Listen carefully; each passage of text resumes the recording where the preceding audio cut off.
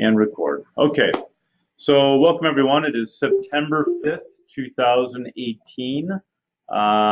We are going to do our Fuse training session today. We're kind of going to kick off the whole series, which is I want to get 10 different pieces to it. I've got one more component that I've got to add to the curriculum. But we're going to start off at the very beginning, making an offer, full purchase and sale agreement, all addendums, and how to make an offer. If you're not familiar with this setup, it's a webinar-based training. You can go ahead and communicate with me through the chat room. So if you have a question, just go ahead and enter your message there. Alex is monitoring it. I see it. It's right here on my screen.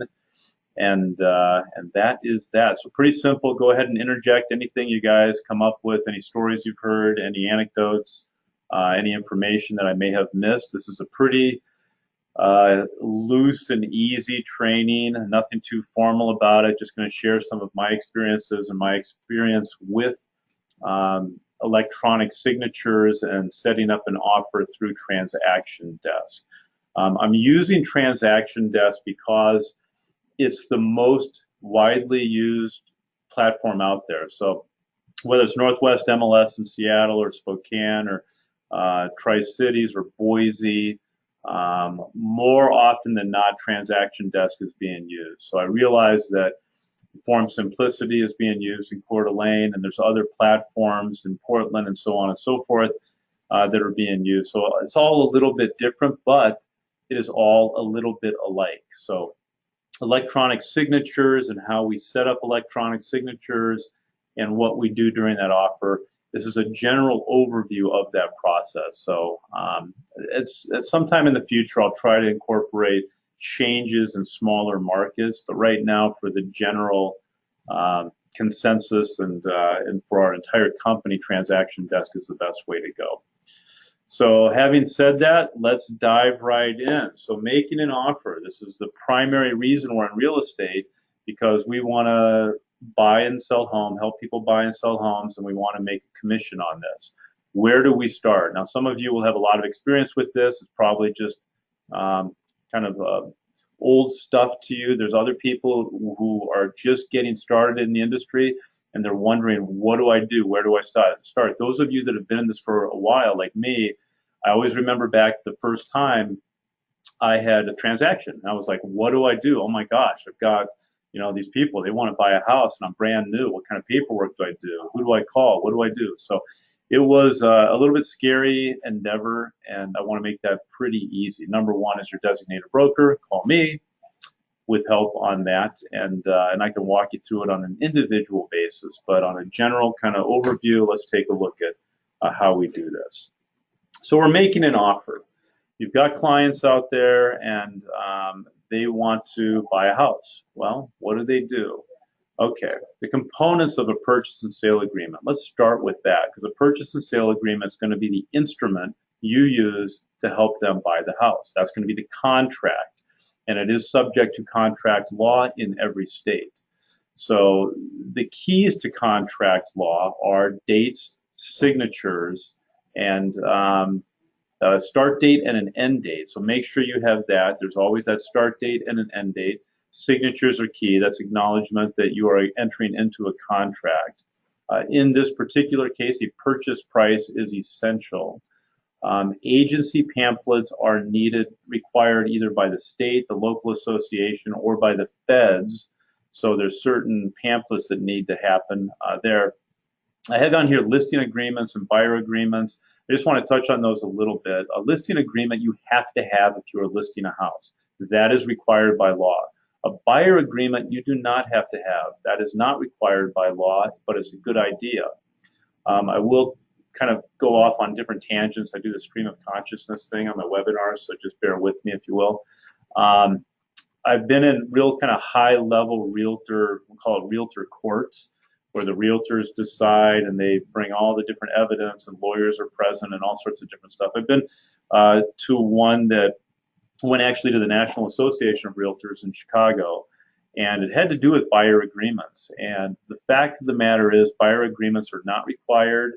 They don't hold a lot of validity in the realtor associations, but they can in a civil court of law. So let me just kind of separate those two, meaning that if you have a buyer agreement and the buyer defaults on that and they just want out, you can hold them to the terms of that agreement in a civil court.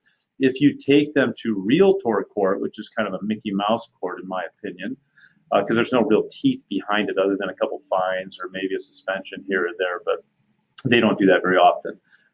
Realtor court basically says a buyer's agreement, no, it's not really that valid. We're not gonna rule in favor of that buyer agreement. So you have to decide if you want to do it. Now, one of the reasons that people get a buyer agreement and put one in place is because the buyer doesn't know that. The buyer doesn't know that effectively they can get out of the contract at any time.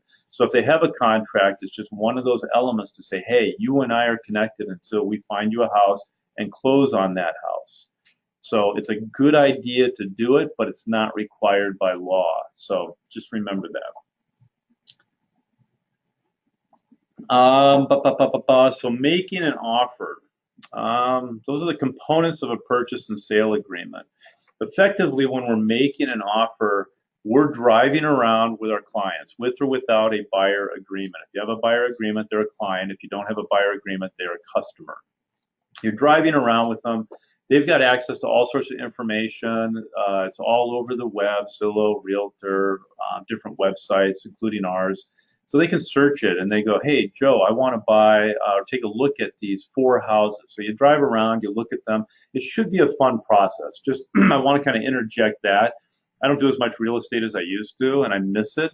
I used to have so much fun shopping. I'd be like, hey, look, let's spend 4 hours all morning on Saturday. Let's go get a big cup of coffee and let's talk about your goals, what you're looking for. I've got these listings. I've got the appointments set up per the listing. And let's go look at these houses. And effectively, you're shopping. You're walking around the house. You're kicking the tires. You're looking through the cabinets. You're checking the quality of the tile. You're looking for issues like maybe mold or warping or water damage or anything like that. You're checking the water pressure. You're looking at the view, quality of the deck, all that stuff. So you're just inspecting it together. And it should be a fun process where you walk through and you take their input, you apply a little bit of professional advice if you can. I do suggest not telling them what they want to hear, but being honest, even if it's painful, and it means that that house probably isn't going to be the one. I think honesty is the best approach with your clients, and once you earn that trust, they will come back to you over and over and over again and or give you referrals, and that's the key. So you set it up, always look at the listings in the MLS and find out what the showing information is. Do you call, set an appointment? Do you call the realtor? Do you call the owner? Do you call the tooth fairy? Any sort of information can be in there that you contact or who you contact. And then my favorite are the vacant ones where I can just go, unlock it, take a quick look around, lock it back up, and I'm out of there. Of course, leave a card when you're in there and you're looking around. You've got to leave a card so they know who came and went. Typically, they have a lockbox on there. Most MLSs prescribe the big lock boxes that are either, I've got them over here, the GE ones or the Realtor ones. I know the RMLS uses the big Realtor ones. The GE ones, to me, are a little bit easier. Both can be operated with an app, so you can use your smartphone. And then you get the key, make sure you put the key back, make sure all the doors and windows are locked, all the lights are turned off, make sure it's exactly as it was when you arrived at the house. That's really important. We get a lot of complaints about that, and that can turn into a real problem with the Realtor Association or the Northwest MLS. If you don't know, the Northwest MLS, it covers Western Washington, is not a Realtor Association. It's one of the 2 big ones in the country that are not, but they have pretty much the same rules. And they require that you leave a card, require you lock it all up. It looks good. It's the same condition that it was when you left. Don't turn the heat on and then not turn it off. It's okay to turn it on and see if it blows, or the air conditioning and see if it works and it blows. Just make sure you turn it back to where it was when you arrived. If there's another agent outside waiting, don't just hand them a key. You're responsible. The lockbox is going to record that, and you want to make sure that you put the key back. It basically says you've left, and then 30 seconds later they can unlock it, and now they're on the clock. and they're being recorded as the agent of record, we'll call it. So just kind of basic things, of course, they're real common sense stuff, but with the number of agents that we deal with in the company, and of course, everybody wants to get a hold of me if there's a problem. I do hear about this often. So it is important to make sure you leave that house in the shape it was. Now, sometimes you can fire through, just a kind of a word of advice. Some newer buyers, they want to see every house. Every house is a 45-minute endeavor. It's fun when you get to that point where you've got kind of a veteran. They've seen a bunch of houses. They know what they want. They go in 2 minutes later, like, nope, this isn't ours. We don't like it. We're out of here, which is great because then you just filter through the ones they don't like, and you eventually get to the one they do like and they want to make an offer on. Sometimes I hear people talk about bids. We're not bidding. These are offers. But you have to get through that. You have to go through that process and get to that house that they really like. And it's really important that you do that. And once they find that house, well, guess what? It's time to make an offer. So how do we make an offer? Let's dive into that. Okay. My email, you don't need to see that quite yet.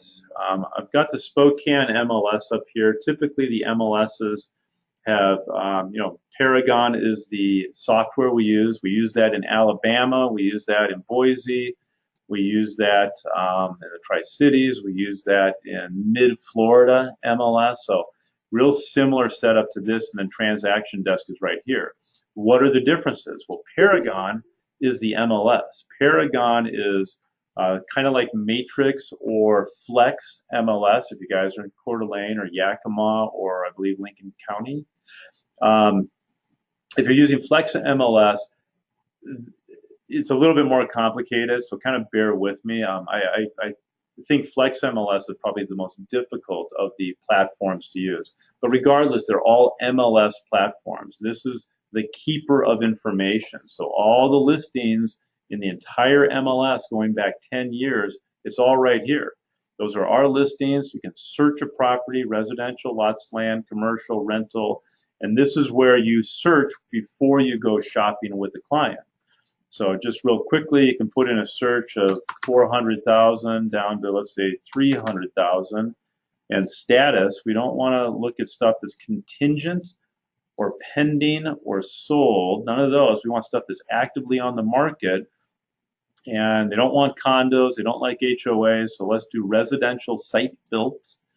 And let's do a map. Because let's say here in the Spokane area, they want to be up on the South Hill. Oh my God, that is looking from Sputnik. Okay, Sputnik out there, Andy, you would know that. No, Sputnik is not still out there. For those of you that don't know, for the young ones that don't know, that haven't been around too long, Sputnik was the first satellite ever launched by the Soviet Union. They beat us to space, launching that sucker in the 50s. Okay, so let's say the South Hill in Spokane. It's kind of my neighborhood. So just do a little search. I can do a radius search. Hello, come on. No, draw, radius. Why are you not doing that? How about rubber band? Oh, there it is. Okay, edit. I'm going to delete that one because that's not what I wanted. I'm going to go a little bit bigger. I'm going to draw rubber band. And now I can do that. Draw a rubber band around the South Hill area that we want to look at. And then we can search. Search now gives us a pretty little list. Excuse me, voice is always hoarse. If you don't know me, it always seems to be hoarse. So I'm going to do those by price. And here's all the active stuff. I can see active. I can see new within the last 7 days. I can see price change. You see these red arrows going down. This is indicative of the market. So again, September 5th, 2018, the market is changing. It's not this white hot seller's market like it was a year ago or even 6 months ago. It's becoming a good seller's market, but becoming more even. And we know that as we see prices drop, as we see people with properties on the market that are sitting, and they're like, okay, we got to keep dropping the prices. There's buyer fatigue out there as well. So be aware of those things. As of the fall of 2018. The market's always changing, so we'll see how it goes. over the winter. So these properties, and let's say these are the ones, you can basically click all of those. You can email them to your client, or they just say, hey, I just want to see, a few of them. Then you pick out the ones you want to see. So then you go shopping. Okay, so let's go back. I'm going to go ahead and get out of here and get out of here, and you go shopping. And that's where, so the MLS is Paragon. That's where you search. That's the keeper of the listings. That's the keeper of all things MLS. Transaction Desk is the platform, the technology platform to work with these listings. Okay, so this is where you work with buyers and sellers. This is the technology we use to facilitate the transaction. Okay, so you see broker dashboard. I can switch between broker and agent. As a broker, I see everybody's stuff. As an agent, I just work on my own stuff. So if I go back here and I close that out right there, I go to brokers, see all these agents right here. So if you're ever in a platform and you're like, Joe, I'm not really sure what I'm doing, I can go in and just open up. If you're Matt Bailey, I can impersonate you. And then I can see everything you're doing real time in there. We can actually work together on a transaction. So that's kind of how that works. But let's go back and get out of here. Oops, don't want that. Why am I not able to get out of here? Task, log out.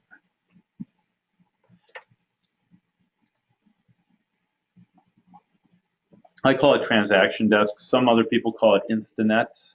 Kind of the same thing. And I'm not sure what's going on here. There's always an issue. All right, let's do this. Let's go back here and re-enter.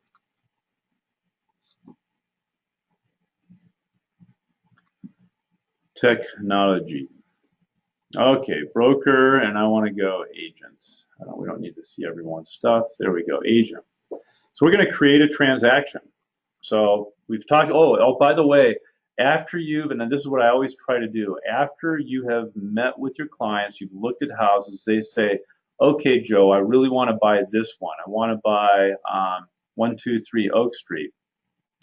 Say, okay, let me get all the paperwork ready. Can I meet you back at the office in an hour?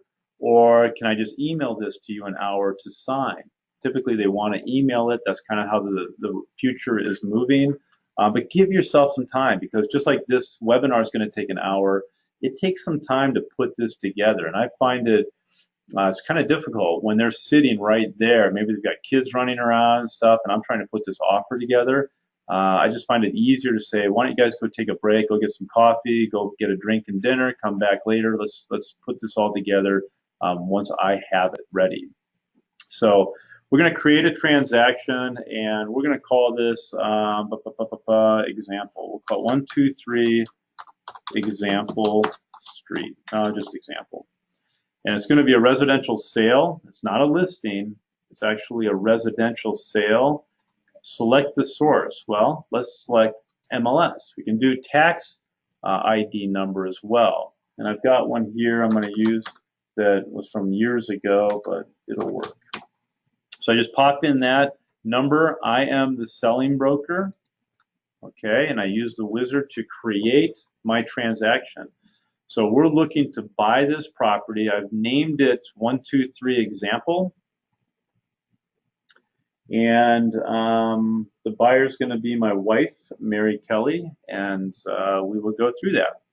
So transaction status, open, residential sale, there's the information, year build, so on and so forth, listing price.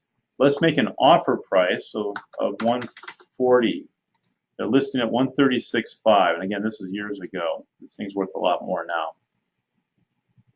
Purchase and sale date. Let's make it today. What is today? 09/05/2018. Offer expiration date. I want to give them a day, maybe two. Let's give them just a day. 9 o'clock the next day. Mutual acceptance. We don't have that. A closing date. We want to. Holy cow! Whoops! I didn't anticipate that being so far. You know what? I'm just going to type it in. We're going to do a month later, 10, we'll say 06/2018.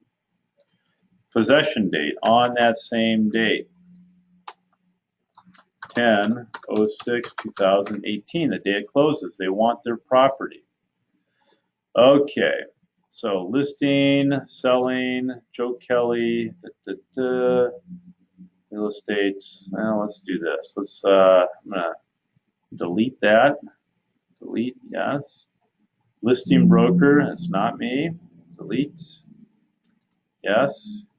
Katie McDarris, selling broker, no. Delete that.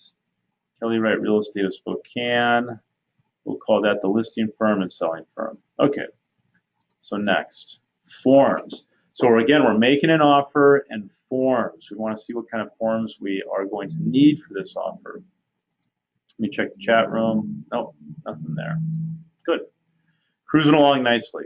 Okay, so let's add some forms. And again, the forms are different in every state. I realize that. Oregon and Idaho, you guys actually have easier forms. Washington State has a separate form for everything, so you have to add a bunch of forms.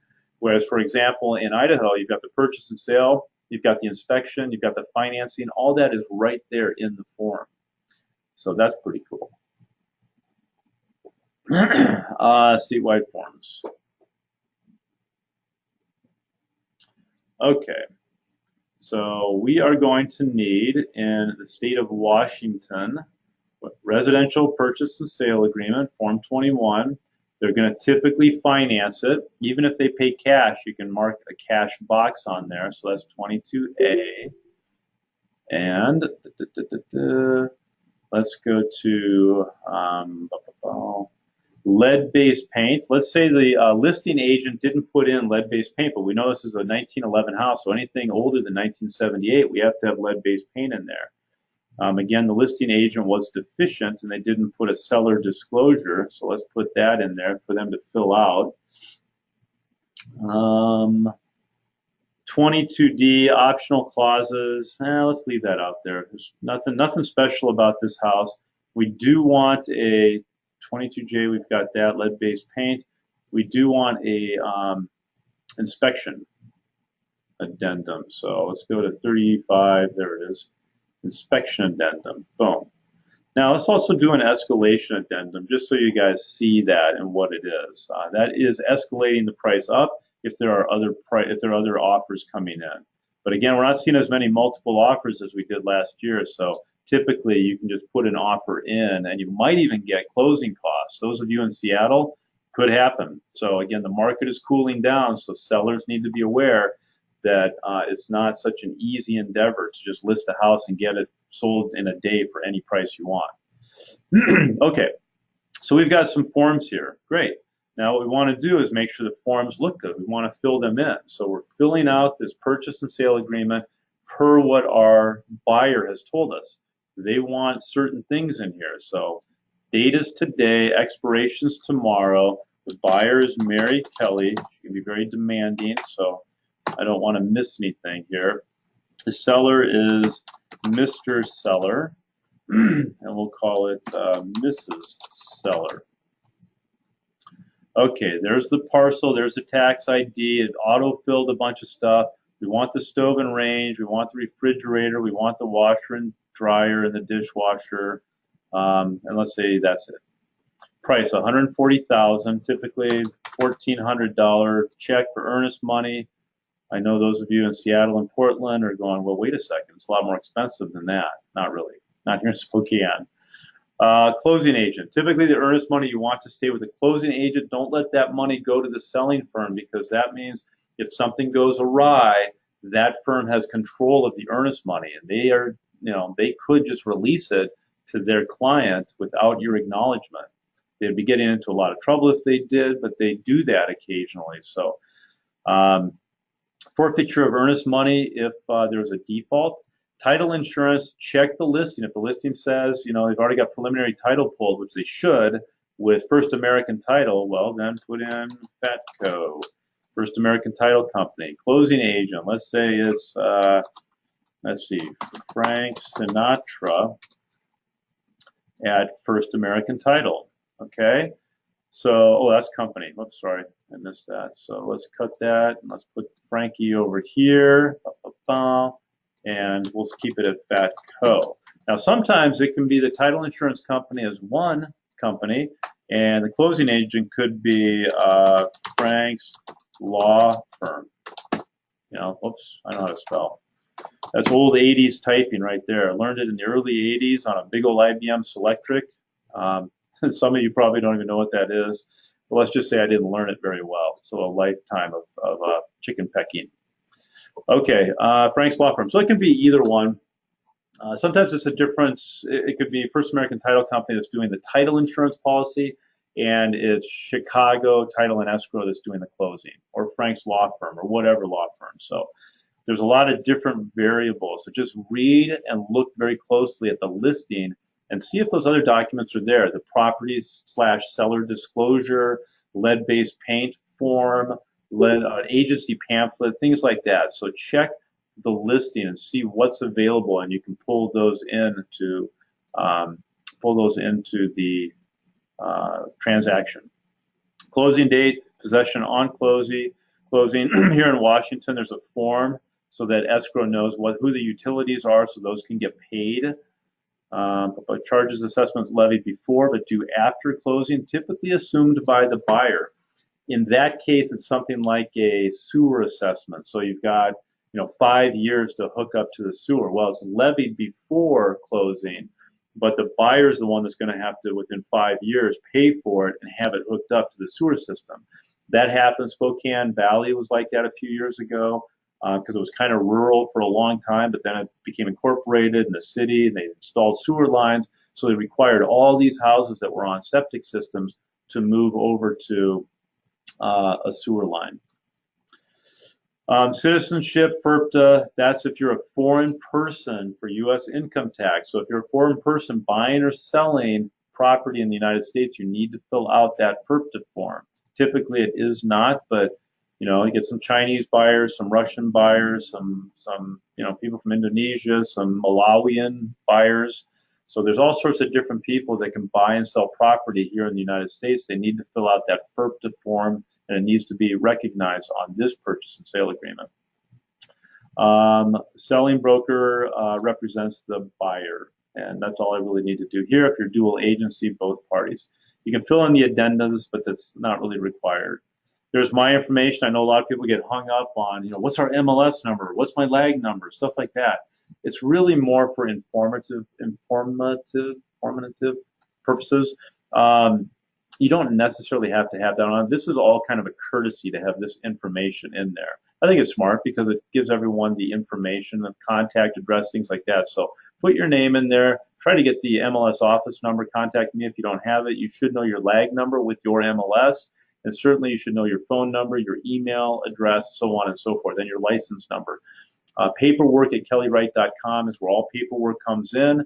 And so if an offer is made, they're going to see that.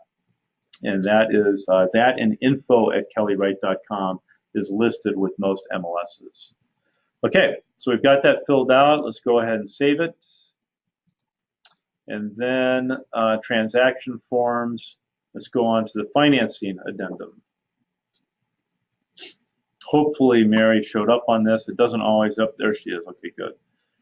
She's going to do a conventional first. She's going to put 20% down, and she's going to ask for 2%. Actually, this is a cheap house, 140, so 3% in closing costs right there. So there's always a place where you can ask for closing costs, but that does come out of the seller's pocket, so it makes the offer weaker. Loan information, 10 days if not filled in, 3 days to respond to that. Seller's right to terminate. This is one I want to touch base on a little bit. Within 30 days, the seller's right to terminate can be, you can give notice of that. The seller can give notice. Now, they're not actually terminating. Their right to terminate begins, and so they can require that a document, like let's say the finance contingency, be waived. They've got another offer coming in. They want that finance contingency to be waived. Then the buyer's got to decide: do I want to waive it and move forward, or do I want to stay with it and possibly terminate? So it doesn't happen very often. If it does happen, let me know and I'll walk you through it. See right there, you see buyer's waiver of financing contingency under this paragraph. Will or will not constitute waiver of paragraph 7, appraisal less than sales price. So if you run into that, talk to me, give me a call. But in this case, real simple. Let's go ahead and do 3% for closing costs, nothing else crazy. And the end of it, it says extension, automatic extension, regulation Z, that's a federal requirement. So if it does automatically have to be extended, the sellers have to comply and give them extra 3 days, because if the rate changes for some reason, 3 days notice is required. And that's, so again, federal law is protecting the buyer here. Okay, let's go to the lead-based paint. No, I don't need that. Inspection addendum. This one's pretty standard, 10-day inspection period. So inspection contingency checked, and everything else is all 10 days to have the inspection done. You can do a neighborhood review, pre-inspection conducted, or waiver of inspection. This one's really important. Let's say you get a builder and or the house is a tear down and they don't really care. If that's the case, then waiver of inspection is really important. You still want to do the inspection contingency, but this is clearly stating, I am waiving the inspection. Any sort of lawsuit that happens in this industry, trust me, because I see a lot of them, everything is predicated on the inspection. If you cajole or even talk to a buyer about waiving the inspection, if we get sued, they're coming back to us on that particular point. So make sure you do a waiver of inspection and they sign it. That protects us and protects you. So be very careful about that. If they don't want an inspection, make sure you waive it. In this case, they want an inspection. So, because I know she would. Inspection contingency. So we have 10 days. Now, during that inspection, if you find out, the inspector says, hey, I don't know, this plumbing's not working very well. It's not flushing very well, the toilets. Well, you want to check here, may conduct an additional inspection. So you get a few more days to have a special plumber come out and they could scope the line, things like that. So you want to make sure that you get as many inspections as possible and protect your clients. Okay, let's see how we're doing here. A little bit of a break. Good, we're cruising along. Okay, so other forms. There aren't a whole, escalation. So escalation is it's a goofy one. It's not used as much as it was last year, but just be careful if it's a real hot property and you think there's going to be other offers, you can use this to escalate your price. Very simply, you're saying, okay, net price shall be increased to $1,000, not to exceed, let's say, $150,000 in this case. Okay, this price point, maybe you could do 500.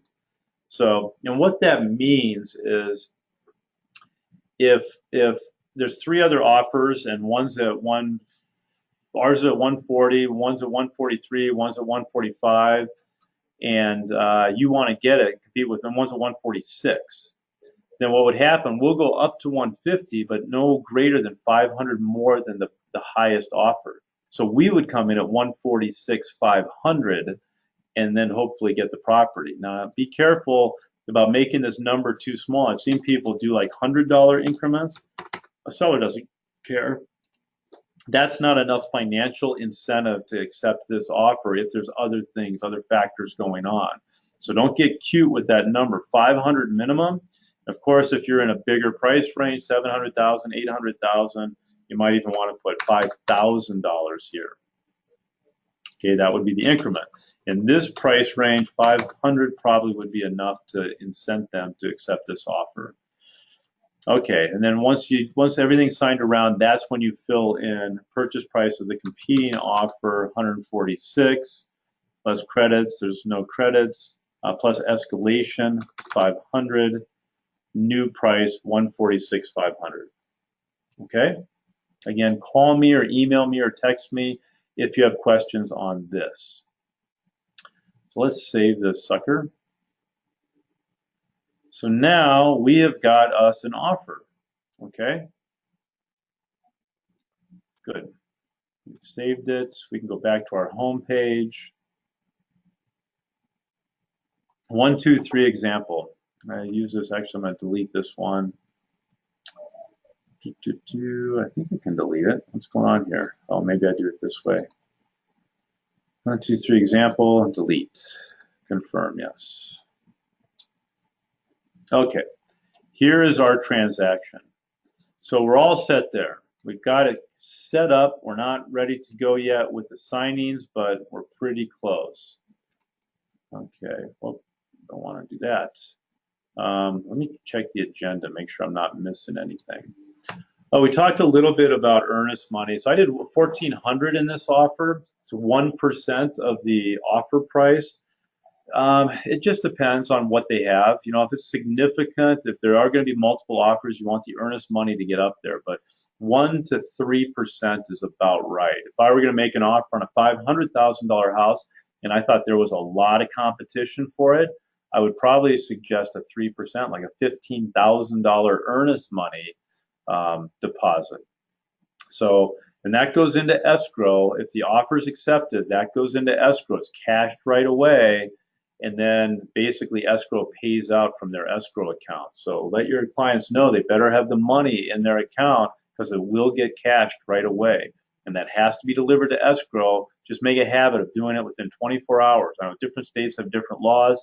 Get in the habit of just doing it in 24 hours. The first 24 hours after a contract is accepted are really important. You're ordering the inspection, you're talking to the lender, the loan application has to be done, you're getting down to escrow, getting them a copy of the purchase and sale, and delivering the check, getting a receipt, of course, and so on and so forth. So really important that you do that. Let's see here. Let's go through a few of these other things. Just to touch base, contingencies, the financing contingency we kind of talked about a little bit. Very important if they're going to get a loan on this, and that survives the contract all the way to close. So if the loan falls through, they'll get their earnest money back. A short sale contingency doesn't happen as much, but if the house is selling short of what is owed, it needs to be approved by the lender who holds the note. So if it's Wells Fargo, and let's say house is only worth $100,000 and their note's $105,000, well, they're deficient, they're short $5,000. So that's a short sale, and Wells Fargo is going to have to do their research, a broker price opinion, some market research before they accept less money. Once they do that stuff, they'll go, okay, this is a distressed property, the buyers and the sellers in tough shape, will accept less. And but that will take at least 30 to 60 days, so be careful on that. The inspection we talked about, always do an inspection, do multiple inspections if they want it, encourage a plumbing inspection, a pest inspection, a roof inspection, chimney inspection, whatever it's going to take to satisfy them, and depending on the property. Okay, selling your own home, that gets a little tricky there because you want to disclose that your licensed real estate agent E&O insurance does not cover you, because you know more about the house and you're a professional to kind of manipulate buyers. So be really, really careful if you ever sell your own home, or if you're buying a home, in this case, a home that is owned by, let's say, a real estate agent. They know everything about this property and they know the process really well. So be really careful. That's when you certainly want to have multiple inspections and do your due diligence. Okay. Okay. Seller disclosures, property disclosures, those are the ones where the seller fills it out. Make sure that they don't, well, just make sure they fill it out themselves. You know, you don't want to sit there and go, oh, you know what, your sprinkler system, you have one of those, check, and you have this, and you have that, check. You do not want to touch that sucker. You want them to check the boxes. You want them to fill it out, because, again, ultimately that can come back to haunt us in a lawsuit, especially if you did it. It will be a lawsuit. Even when they do it and they don't do it right, potential for lawsuit. So we are always trying to mitigate and avoid lawsuits. Lead-based paint disclosure, I talked about that. Anything older than 1978 requires a lead-based paint disclosure. We don't see a lot of lead-based paint anymore, but those older houses, they could have 7, 8, 9 coats of paint over 100 years or 120 years, and one of those coats has probably got lead-based paint in it. So that's why it's still very prevalent. Okay, timelines. Timelines are critical. I just had this question yesterday. One of our agents came in and we determined that they were still, that the response was okay. They were still under contract and they're within timelines. One of the biggest questions I get is 5 days or less and 10-day, let's say, for example, the inspection contingency. And how do we calculate that and what do we do about weekends? If it's 5 days or less, we don't calculate weekends, okay? So, and the contingency cannot end on a weekend. So it can't end on a Sunday. It has to be the following business day, Monday. So remember that. It's 5 days or less. It cannot end on a weekend. And you don't count the weekends. So if it's 5 days and you're starting Wednesday, that's Wednesday, Thursday, Friday, Monday, Tuesday. All right. If it's 10 days, you do count the weekends. So 5 days or more. So typically a 7-day or 10-day. You know, if it's Wednesday, that's Wednesday, Thursday, Friday, Saturday, Sunday, Monday, Tuesday, Wednesday, Thursday, Friday. So the following Friday, the second Friday at 9 p.m., that's when the contract expires. That's when the timeline expires. Now, if that 10th day falls on a Saturday, then it defaults to Monday. So effectively, it's a 12-day time period on a 10-day time frame. Okay, so give yourself enough time to finance before you do an offer. You know, you want to get a pre-approval letter from a lender. So you're working with the lender and ask the lender, hey, what's going on? When do we want to close? It could be a VA loan that takes a little bit longer. It could be out in the country where it's hard to get an appraisal out there. The comps are really difficult because nothing's within a mile. So be really careful about timelines. Talk to your lender or your buyer's lender before you just set a 30-day closing. It could be cash and close in a week. It could be more complicated than that. They might be traveling and they're not going to be back in 30 days. So you really want to coordinate and make sure you've got the correct closing date, whether it's 45 days, 40 days, 30 days, whatever that's going to be. But take your cues from the lender. The loan officer you should be working with closely, and they're going to give you a lot of information that's really important for these timelines. Okay. Cash transactions, real quickly, they can happen in a week. You know, it just depends. They should have the cash in the account that's liquid, and they should have proof of funds with your offer. So if you're making a cash offer, this whole purchase and sale agreement should include proof of funds. It could be a money market account, their Fidelity account, retirement account that is liquid, so they'll have it ready in a week. If it's not liquid, you want to find out when it can be liquid, and that's when you want the closing date to be. Just cross out the account number, use whiteout or a Sharpie, make sure their name's on it, and you've got proof of funds, or some sort of proof of funds is really important. So cash transactions can happen really fast. I've seen them happen as quickly as like 3 days. So it just the escrow and title's got to get on board. They've got to get it all coordinated, get the deed of trust drawn up, and make sure that everything, all the T's are crossed and the I's are dotted.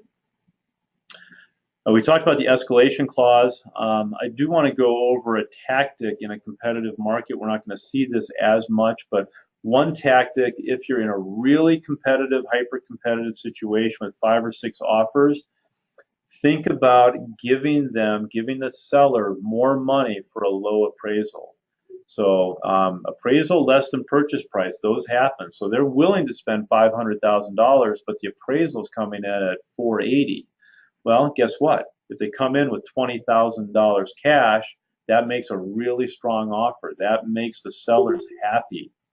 So the sellers go, fantastic, because we're worried about a low appraisal and you'll just give us cash? Yes, I will. Great, we like that.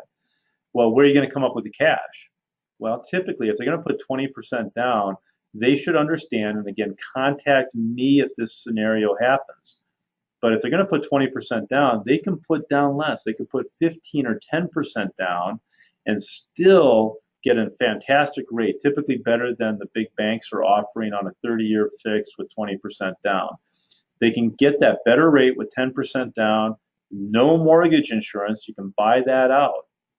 And a lot of people don't know that. They're like, look, I don't want to pay mortgage insurance. I'm going to put 20% down. It's like, well, you might not get the house then. Why don't you put, put 15% down, and your rate's still going to be better than what you're getting quoted at Bank of America or Wells Fargo or Quicken Loans, and you can buy out the mortgage insurance. So contact me if that situation happens. Okay, and then the last two I'm going to go over later. So let's go back to our transaction. So here we are, 1, 2, 3 example. Well, what do we do now? We've got all the paperwork, we've got all the information. We want to get this thing signed. Let's say our clients are remote, they're far away, they don't want to sign, do wet signatures, they want to do a digital signature. All right, well, here's that little pen over here, AuthentiSign. So it's very similar to other digital signature platforms like DocuSign, and Form Simplicity has this as well. Okay, so we're going to start a new signing. Create AuthentiSign. Signing name. We're going to say Mary Kelly. There she is. Transaction. Let's go to 1, 2, 3 example, and let's save. Go to a new signing. Okay, so now we've begun the signing process. There's Mary Kelly, signing name. Participants. Mary's the only one here as a remote signer. I could be a reviewer, so if I click on me, I could be, oh, there it is, reviewer. But let's just say she is the remote signer. So let's add her. Oh, I got a red hand. That means I don't have information complete. So I've got to get her information in here. So her email is going to be info@kellywright.com. Okay, the rest of the stuff I don't really need. So if I save her as a participant, now I have no more red hands stopping me. It's like North Korean traffic cops are putting their hand out there saying, stop. And now we can go to proceed to a lovely dinner in Pyongyang. Okay, so documents. Here they all are. So we did all these documents. Form 21, yep, we want all of these in here to sign. Let's add those to the transaction that we're going to be signing.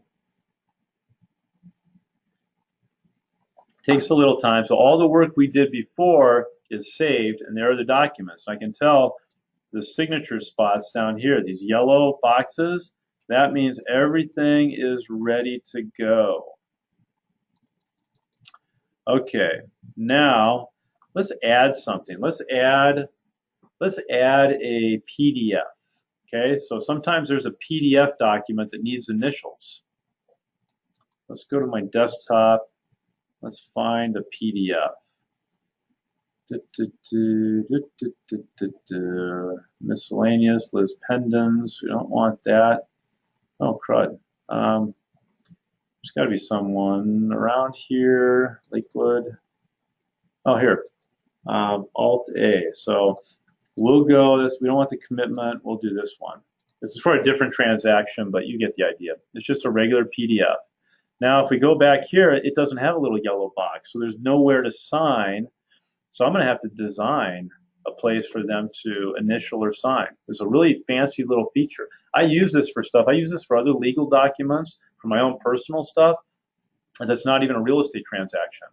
If I need to sign something digitally or get a signature from someone digitally, let's say it's my sister in Minneapolis for some property that we own in North Idaho, and hey, Kate, you need to sign this electronically. I'll just scan it in as a PDF, and then I can add her signature and email it to her, just like DocuSign, and 20 seconds later, she's emailed it back to me, all signed.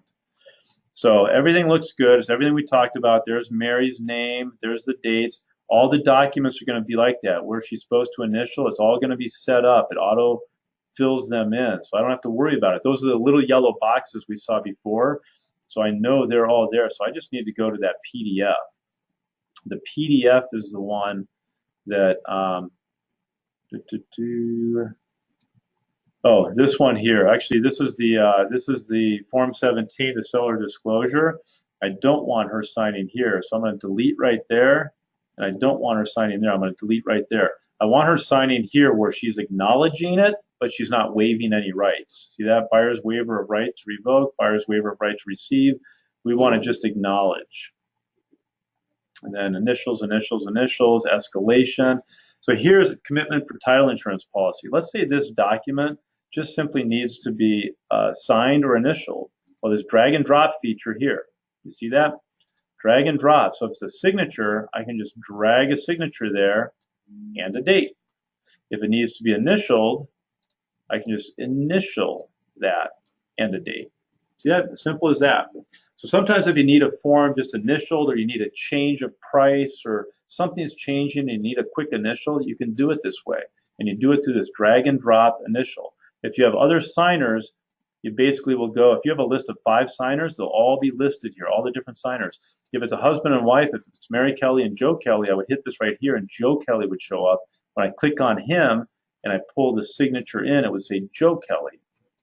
So that's the drag and drop and the signers right there. Other stuff like an X, if you have to put an X on a box somewhere, you can do that. Or a blue X. Or a little dot here. Looks like the German World War I Air Force. Okay, let's get that. Delete, let's delete those. And this one would just need to be initialed, so let's delete that as well. Okay, so an initial right there. So we're good to go. We've got everything, all the documents initialed and signed and set up. So let's hit next. Fantastic. So we can do a custom invitation. Subject, signing for 1, 2, 3 example. Mary, please electronically sign where indicated. Call me if you need me.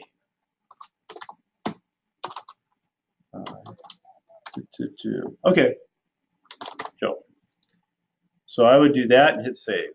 Now I send the invitations. Okay, authenticated invitations were successfully sent.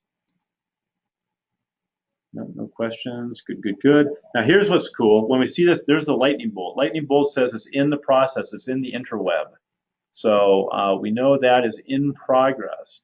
But now what's happening is Mary can go to her email, and it'll actually be my email, so I'll be signing for her for this example. But she could be in Paris. She could be in Bangkok. She could be probably not in the South Pole because I don't think there's internet access there. But anywhere there's internet access on her smartphone as well, if she gets her emails on her smartphone at the top of the Eiffel Tower, she can just look at that and go, oh, wow, okay, take 20 seconds and sign, and then it'll go right back to us. So pretty slick. This is where technology gets really nice, very convenient to use. So let me go to my thing here. There's that. Let me open that up. So signing participant invitation. Click here to begin the process. 33 signing blocks. Yikers. That's going to take a little bit. But we can do it. Okay. Mary Kelly. Let's accept that signature. That looks like a good Mary Kelly signature. And then we just start clicking. Start clicking everywhere there's a box. It just goes from box to box to box. Of course, you want them to read all this, but we don't have time to read it all. So we know it's all set up right. And I'm just clicking. It'll let me know if I miss one of these. It'll go back to it and force me. Okay. We've done just about everything. Now we hit next. Oh, I missed one. See? What did I miss? Next. What have I missed? I got that. 16 of 17. Oh, good golly. Let's see here. Yeah, yellow box. That is out there somewhere. My anticipation got ahead of me there of buying this wonderful house. Gosh darn it. Where is it? Next. Oh, right here? There. Why won't it let me click on there? Huh. I'm having a little problem with it. Oh, there we go. Complete, finally. Okay, so complete signing. Okay, it's complete. Now when we go back to Authenticign, I think it's going to give us a little blue ribbon. Oh, not yet. Let's refresh.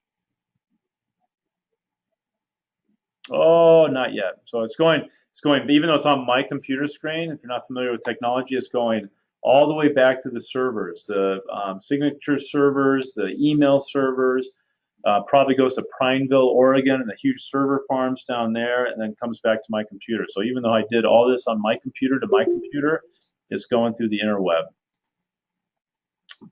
Okay, let's do that again. There it is. There's our blue ribbon. So now we have got the original document, and now we've got the final document. If I go back to my email, so there it says final, so save or print final document. So it tells her that here's a copy of your final document. So everybody gets a notification that there's a final document here. It's just loading for a second. And then there's the signature right there. So fantastic. I have an offer. So I'm going to go ahead and save this, save as, save a blank copy, I guess. And we'll save it to desktop. And 1, 2, 3, example offer. Okay, now when I go to my desktop, if I can get there, there it is, right there. So now I've got a PDF on my desktop. There it is, all signed. It's all ready to go. So close all tabs. So now what I want to do is go, okay, I've got an offer back. Thank you, Mary. You've signed that. Now let's get it to the listing agent. So I'm going to copy. What are we doing here? There we go. Copy. I'm going to go to my email, and I'm going to do a new email. And let's say the listing agent is at jkelly@kellywright.com. Subject, offer on, oh, what's the street? I forget. It's not, I wouldn't use 1, 2, 3 example. That's my own internal reference. I forget what is Jackson, something Jackson, on 1, 2, 3 Jackson Street. And then, dear listing agent, I would like to present an offer on Jackson. Please contact me with any questions. Okay? And then I would probably want to include, you do want to include the real estate companies. You want to include them here. So paperwork@kellywright.com. Again, this is the listing company's company email. So to the agent and to the company. So both parties get it. And then we would want to include a copy of the pre-approval letter, a copy of the earnest money check, so just a copy of that, and that should complete the offer. So I hit send. So now the offer's been sent. So that's really it. So then we just wait. I would do a follow-up call as well. You know, you want to follow up with them and say, hey, I just sent an offer over. Did you get that? We're really excited. Let's try to work on this together and get to a successful close. Remember, communication is the key. We go back here, delivery to Kelly Wright. What makes a complete file? So in your records, what you want to do is you want to get that offer accepted. So what will happen with them is that they'll send it to their clients or sit down with their clients. The listing agent will and say, okay, here's our offer. Do you want to accept it? They go, oh, okay, yeah, we'll accept this. It sounds pretty good. So they accept it, they sign it, they send it back. Now you've got a complete signed around offer. It's a purchase and sale agreement. We're on the clock. And that means you've got that 24 hours to get a copy of that purchase and sale agreement and the earnest money check down to escrow. Get an earnest money receipt from them. That's part of the file. That's what we want to make as part of the complete file. So the complete file includes a full purchase and sale agreement with all the addendums. It includes that earnest money receipt. It includes Exhibit A here in Washington, and other states want an Exhibit A from title that has a property description in it. It includes the final settlement sheet from closing and then a copy of the check or wire that comes in from closing as well. And that's a complete file. So make sure you keep a complete file, and then you can upload it to Paperless Pipeline. So you should have an access to Paperless Pipeline. If not, Stephanie can get you that access, and you can upload all your documents in there. I see it all, Angela sees it all, Stephanie sees it all. We have a full team that monitors Paperless Pipeline. Really convenient way to put those signed documents in there, and then they're there for life. So pretty simple ultimately, but I know if you're new to this, it becomes a little more complicated and it can be a little bit confusing. Of course, I want to walk you through your first couple transactions, so watch this video, go through it carefully, make sure you've got all the components, and then if you're still confused and you're not sure what you're doing, give me a call. That's what I'm here for. I'll train you individually. We'll walk through it. After the first couple deals, it's pretty easy. So that's it. That's all I have, everyone. I appreciate it. September 5th webinar on making an offer. Next week, we are going to be doing how to list a house, the process from A to Z listing a house. But this concludes our webinar for today. I appreciate it. Again, if you have any questions on this process, you give me a call or the team here and we'll help you out. Okay, thanks everyone. Have a fantastic week. Bye.